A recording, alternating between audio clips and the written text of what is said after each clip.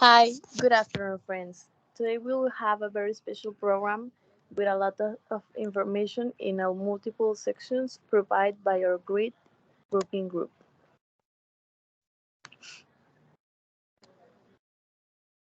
These are the sections that we will see today.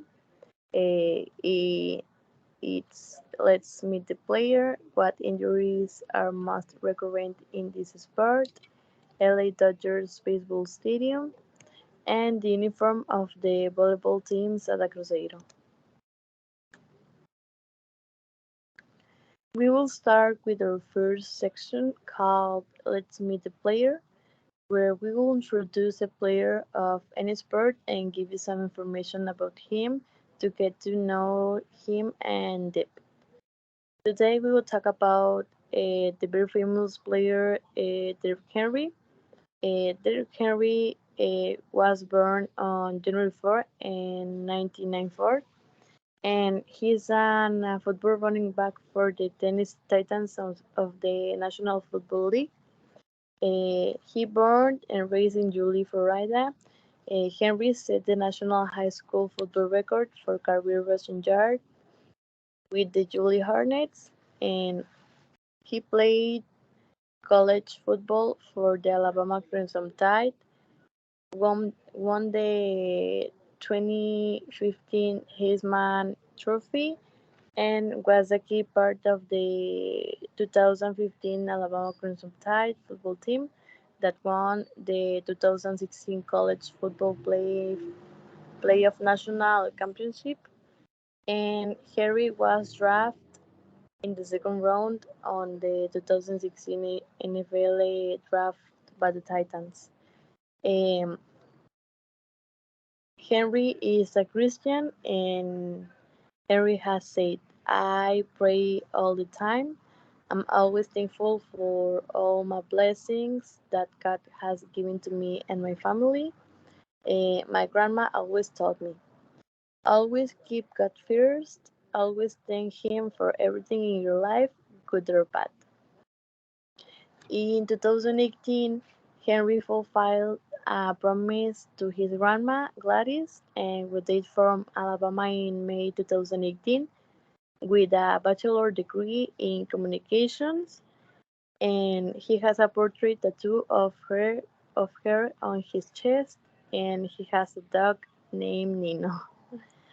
In November 2019, Henry's hometown of Julie, Florida, celebrate him with a welcome sign in his honor.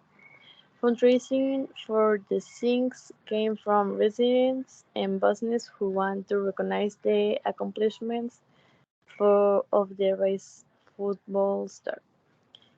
Henry has been dating Adriana Rivas since 2016, and on May 18, 2020, Rivas got birth to their daughter, Valentina Alu Henry, and that's all of the player. I think that it's a very a good football player, and I like it so much. We will continue with our next section called "What injuries are most recurrent in this sport?" Today we wanna talk about what are most recurrent in soccer, and we will talk about the most common injuries in some of the most common sports. Today we will talk about the most recurrent injuries in soccer, um, and these are the sprains and the strains, and are the most common lower extremity injuries, while injuries to the upper extremities usually occur from falling on a outstretched arm or from player to player contact. These conditions include wrist sprains, wrist fractures, and shoulder dislocations. Likewise, ankle sprains and injuries to the ACL of the knees are very common in the lower extremities.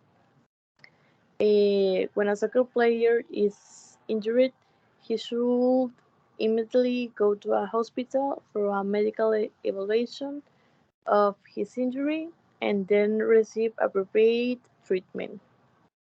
Then he must rest for a few days and then we will return to the field of play. I think that I would feel very bad if I got injured playing because I played football and I hope it never happens.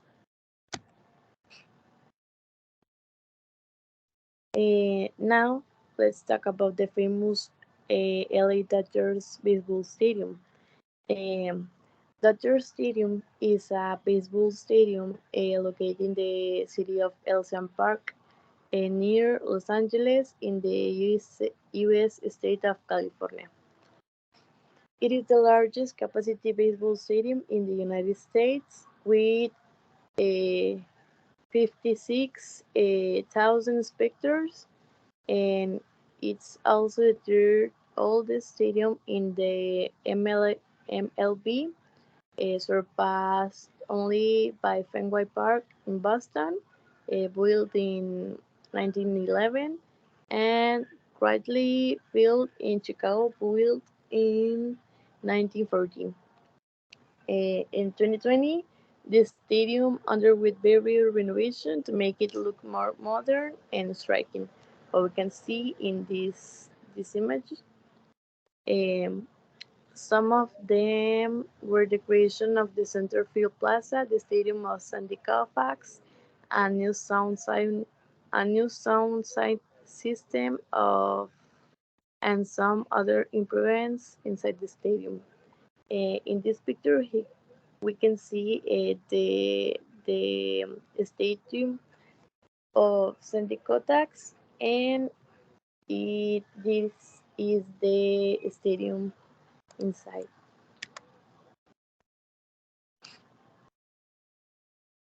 In our last section of the program, we will talk about the new uniform worn by the Sada Cruzeiro volleyball team in the last Copa Brasil. The uniform consists of a jersey and a blue shirt completely, and depending of the player, it's if he wears knee pads for a better protection, as we can see in this player. As we know, the libero must always play with the same team uniform, but in a different color to be easily identified by the referees. Before, the uniform was the same blue color, only the libero's jersey changed from white to yellow. This is the new uniform, and I don't have a picture about the another. I think I like the current uniform more compared to the previous one. Um, we have reached the end of this program.